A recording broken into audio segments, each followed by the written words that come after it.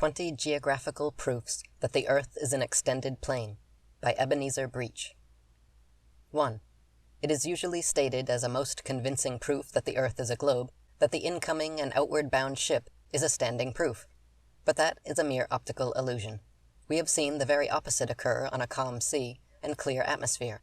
The dark hull will appear first because the masts are light color. The laws of optics and of perspective explain very much when rightly understood and applied to the phenomena around us. No ship can alter the universal law of the equilibrium of fluids. Everything is measured as above the level of the sea. As every calm sea is a true level, it cannot be globular. Where is the rotundity? 2.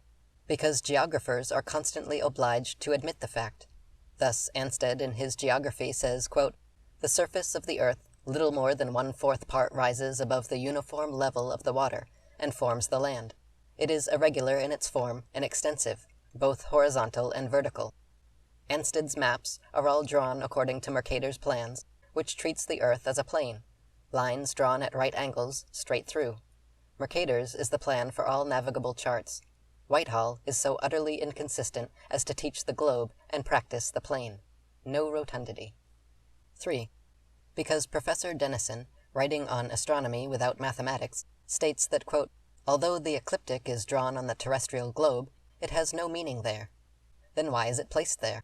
As though the earth and all upon it were rushing through the sun's path at 66,000 miles an hour to catch day and night out of the sun?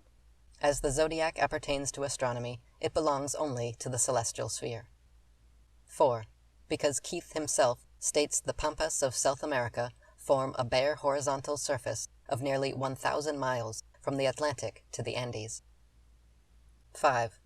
Also, in the same note, page 415, the llanos of the Orinoco form a plain of grass twice as large as France. 250,000 square miles are as flat as the surface of the sea. So here is an acknowledgement that 3/4 of the earth is flat, besides the 250,000 square miles of land. Where is the globe, then? 6. To these may be added the vast prairies of North America, a bit of strait which occupy the level space between the Mississippi and the Rocky Mountains. No rotundity. 7. Because in Sullivan's and other geographies we read, quote, "A table land or plateau is a plain or tract of flat land elevated considerably above the level of the sea." He states that Ireland may be said to be a level country.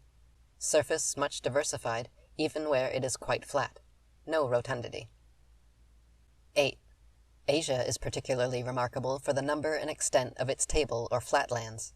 In fact, it includes almost the whole of the central part of this great continent. Where is globularity, then? 9. Almost the whole of Tibet, the vast desert of Gobi, and the greater part of Mongolia are table or flatlands. No rotundity. 10.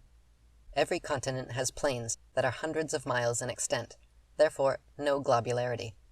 No allowing 8 inches to the mile, which is prohibited in Britain by Act No. 6, House of Lords.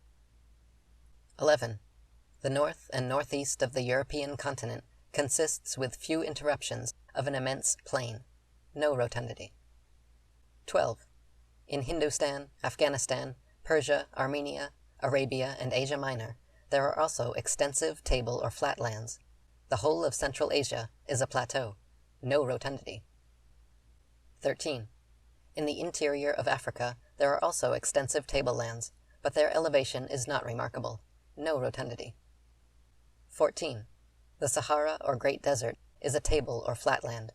The trade winds also forbid the atmosphere revolving with the earth, as they could not blow and prevail 6 months one way and 6 months the other, if the whole constantly revolved one way only. No rotundity. 15.